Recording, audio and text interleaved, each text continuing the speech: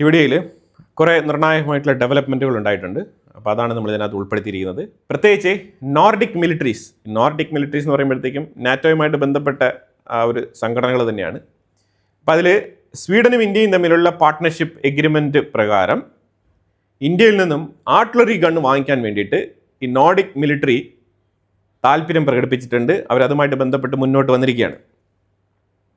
ഇപ്പോൾ ഇന്ത്യയിൽ നിന്നും ആർട്ടിലറീസ് വാങ്ങിക്കാമെന്ന് പറഞ്ഞു കഴിഞ്ഞാൽ പ്രത്യേകിച്ച് നാറ്റോ രാജ്യങ്ങളാണ്. ഇപ്പം നാറ്റോ രാജ്യങ്ങൾ ഓപ്പണായിട്ട് റഷ്യയുമായിട്ട് യുദ്ധത്തിൽ ഏർപ്പെടുത്തുന്ന രാജ്യങ്ങളല്ല, ഇൻഡയറക്റ്റ് ആയിട്ട് റഷ്യയുമായിട്ട് യുദ്ധത്തിൽ ഏർപ്പെട്ടിരിക്കുന്ന രാജ്യങ്ങളാണ്. അപ്പോൾ എന്തായാലും സ്വീഡൻ ബേസ്ഡ് ആയിട്ടുള്ള എഗ്രിമെൻറ്റിനെ അടിസ്ഥാനമാക്കിക്കൊണ്ടാണ് ഈ പ്രൊപ്പോസൽ നോർഡിക് മിലിറ്ററി ഇന്ത്യയിലേക്ക് അയച്ചിരിക്കുന്നത്. പ്രത്യേകിച്ച് ഭാരത് ഫോർജ് എന്ന് പറഞ്ഞ കമ്പനിയുമായിട്ടാണ് അവർ ഡീൽ ചെയ്യാൻ ആഗ്രഹിക്കുന്നത്. ഇന്നലെ പാകിസ്ഥാൻ്റെ ഉള്ളിൽ കറാച്ചിയിൽ ഒരു പൊട്ടിത്തെറി സംഭവിച്ചല്ലോ. അപ്പോൾ അത് ഉടനെ തന്നെ ഇന്ത്യയുടെ തലയിൽ കെട്ടിവെക്കാൻ വേണ്ടിയിട്ട് പാകിസ്ഥാൻ്റെ സൈഡിൽ നിന്നും ആരോപണം ഇന്ത്യക്കെതിരെ. കറാച്ചിയിൽ പൊട്ടിത്തെറിക്ക് കാരണം ഇന്ത്യയാണ് എന്നുള്ള രീതിയിൽ ഒരു തെളിവുണ്ടാവില്ല, എന്നാൽ അവന്മാർ ഇതൊക്കെ തന്നെ പറയുള്ളൂ. കറാച്ചിയിൽ പൊട്ടിത്തെറിപ്പിച്ചത് TTP തെഹ്രീക്ക് താലിബാനുകളുടെ ഒരു പോഷക സംഘടനയാണ് അവിടെ ബോംബ് വെച്ച് 8 പട്ടാളക്കാരെയും 3 പാർലമെൻറ്റ് ഒഫീഷ്യൽസിനെയും കൊലപ്പെടുത്തിയത്. അപ്പം അത് ശരിക്കും പറഞ്ഞാൽ ഈ പാകിസ്ഥാൻ്റെ ഉള്ളിൽ തീവ്രവാദം ഏതൊക്കെ മേഖലകളിലുണ്ട് എന്നുള്ളത് നമുക്ക് തന്നെ എന്നല്ല ആർക്കും തന്നെ കണ്ടെത്താൻ പറ്റാത്ത അത്രയും കോംപ്ലക്സ് ആയിട്ടുള്ളൊരു വിഷയമാണ്. അവിടെ നിന്നാണ് പാകിസ്ഥാൻ വളരെ എളുപ്പത്തിൽ അവർക്ക് ചെയ്യാൻ പറ്റുന്നൊരു പ്രവൃത്തിയാണ് എന്തെങ്കിലും സംഭവിച്ചു കഴിഞ്ഞാൽ ഉടനെ ഇന്ത്യ എന്ന് പറഞ്ഞിട്ട് വിരൽ ഇങ്ങോട്ട് ചൂണ്ടുന്നത്. അപ്പോൾ ഇന്ത്യ അതിനൊരു മറുപടി കൊടുത്തിട്ടുണ്ട്. അനാവശ്യമായിട്ടുള്ള കാര്യങ്ങൾ പറയരുത്, തെളിവുണ്ടെങ്കിൽ തെളിവ് നിങ്ങൾ നിരത്തുക, അല്ലാതെ ചുമ്മാ വെറുതെ ഇന്ത്യയാണ് ഇതിന് കാരണം എന്നൊക്കെ പറഞ്ഞിട്ട് അനാവശ്യമായിട്ടുള്ള അലിഗേഷൻസ് ഉയർത്തരുതെന്നാണ് ഇന്ത്യ പറഞ്ഞിരിക്കുന്നത്. തീവ്രവാദത്തിനെ സ്റ്റേറ്റ് പോളിസി ആയിട്ട് കൊണ്ടുനടക്കുന്ന പാകിസ്ഥാന് ഇന്ത്യയുടെ പേരെടുത്ത് പറയാനുള്ള അർഹത ഇല്ല എന്നാണ് ഇന്ത്യ പറഞ്ഞിരിക്കുന്നത്. ഒഡീഷയിൽ ഷിപ്പ് ബിൽഡിങ്ങിന് വേണ്ടിയിട്ട് 50,000 കോടി ചെലവാക്കിക്കൊണ്ട് ഡീപ് സീ പോർട്ട് പണിയാൻ വേണ്ടിയിട്ട് കേന്ദ്ര ഗവൺമെൻറ് തീരുമാനമെടുത്തിട്ടുണ്ട്. ഒഡീഷ പോർട്ടിലാണ് ഈ ഷിപ്പ് ബിൽഡിംഗ് ഫെസിലിറ്റി ബിൽഡ് ചെയ്യാൻ തീരുമാനിച്ചിരിക്കുന്നത്. 50,000 കോടിയാണ് അവിടെ കൊണ്ടുവരാൻ പോകുന്ന ഇൻവെസ്റ്റ്മെൻറ്റ്. ഇന്ത്യൻ പ്രധാനമന്ത്രി മോദി സീഷെൽസിലുണ്ട്.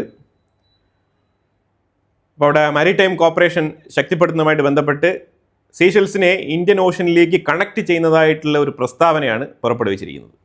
അതായത് ഇന്ത്യൻ ഓഷൻ എന്ന് പറഞ്ഞ ആ ഒരു സെക്യൂരിറ്റി വിങ്ങിലേക്ക് സീഷെൽസ് എന്ന് പറഞ്ഞ രാജ്യത്തിനെയും കൂടി കൂട്ടിച്ചേർക്കുകയാണ് ഇന്ത്യ. അതാണ് ഈ യാത്രയിലൂടെ ലക്ഷ്യമിടുന്നത്.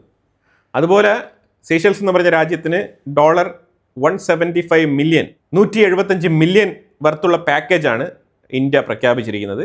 ഈ പാക്കേജിലൂടെ ഹൗസിംഗ് പ്രോജക്റ്റുകൾ, അതുപോലെ തന്നെ ഗ്രീൻ എനർജി പ്രോജക്റ്റുകൾ, അതുപോലെ കണക്ടിവിറ്റി, ഇത്തരത്തിലുള്ള വിഷയങ്ങൾ ഉൾപ്പെടുത്തിക്കൊണ്ടുള്ള പ്രോജക്റ്റാണ് അവിടെ അവതരിപ്പിക്കുന്നത്.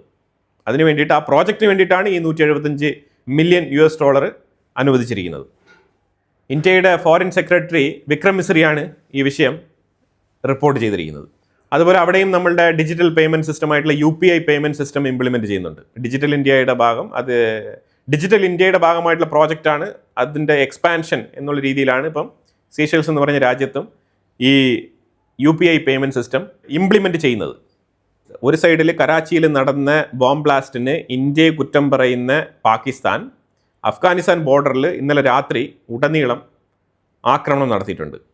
ആ ആക്രമണത്തിൽ പാകിസ്ഥാൻ ബോർഡറിൽ താമസിക്കുന്ന 29 പേര് കൊല്ലപ്പെട്ടിട്ടുണ്ട് ഇന്നലെ രാത്രി. പാകിസ്ഥാനാണ് ഈ ആക്രമണത്തിൻ്റെ ഉത്തരവാദി. പാകിസ്ഥാനാണ് രാത്രി ഉടനീളം അവിടെ ആക്രമണം നടത്തിയത്.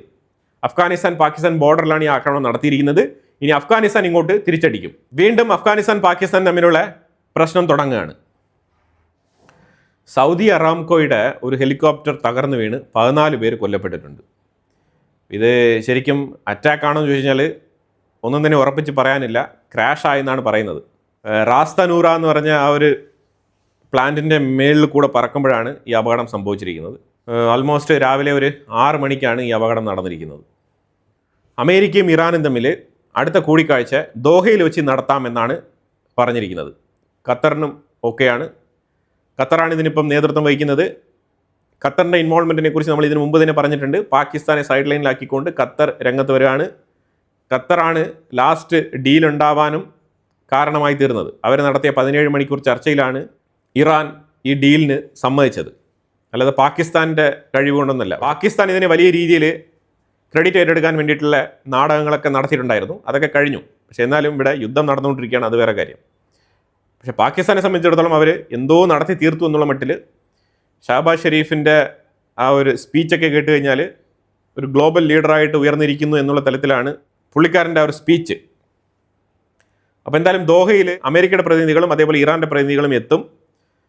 അവിടെ വെച്ചിട്ട് സ്ട്രേറ്റ് ഓഫ് ഹോർമൂസുമായിട്ട് ബന്ധപ്പെട്ട വിഷയത്തിൽ സ്പെസിഫിക് ആയിട്ട് ചർച്ച നടത്താമെന്നാണ് പറഞ്ഞിരിക്കുന്നത്.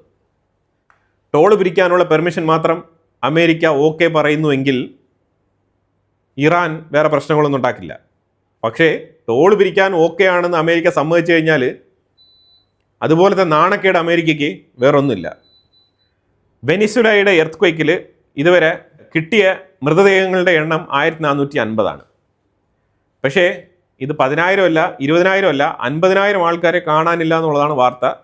പക്ഷെ അതേസമയം ഈ കെട്ടിട ഇടിപാടുകൾക്കിടയിൽ കുടുങ്ങിക്കിടക്കുന്ന ജനങ്ങളെ രക്ഷപ്പെടുത്താൻ കഴിയാത്തൊരു സാഹചര്യമാണ്. കാരണം കാലാവസ്ഥ, കനത്ത ചൂട്, പിന്നെ ഈ ബിൽഡിംഗ് ഇങ്ങനെ പൊളിഞ്ഞു കിടക്കുന്നത് കൊണ്ട് തന്നെ എയർ സർക്കുലേഷൻ ഇല്ലാതെ ഈ കെട്ടിട ഇടിപാടുകൾക്കിടയിൽ കിടക്കുന്ന ജീവനോടെയുള്ള ആൾക്കാർ പോലും കൂടുതൽ മരണപ്പെട്ടു പോകാനുള്ള സാഹചര്യമാണ് അവിടെ നിലനിൽക്കുന്നത്. റെസ്ക്യൂ ഓപ്പറേഷൻ വളരെ സ്ലോ ആയിട്ടാണ് നടക്കുന്നത്. അതിന് പ്രധാനപ്പെട്ട കാരണം ഈ ക്ലൈമറ്റാണ്, കനത്ത ചൂടാണ്. അമേരിക്കയുടെ റെസ്ക്യൂ ടീം അവിടെ ഇറങ്ങിയിട്ടുണ്ട്, ഇന്ത്യയുടെ റെസ്ക്യൂ ടീം അവിടെ ഇറങ്ങിയിട്ടുണ്ട്, ലോകത്ത് പല രാജ്യങ്ങളുടെയും റെസ്ക്യൂ ടീം അവിടെ എത്തിയിട്ടുണ്ട്. വെനിസുലയിൽ റെസ്ക്യൂ മിഷൻ നടക്കുന്നുണ്ട്. പക്ഷേ ഇപ്പോൾ നിങ്ങൾ ആലോചിച്ച് നോക്കൂ, 5 ദിവസമായി 1450 മൃതദേഹങ്ങൾ മാത്രമാണ് ഇതുവരെ കണ്ടെത്താൻ സാധിച്ചിട്ടുള്ളത്. 50,000 പേര് മിസ്സിംഗ് ആണ്.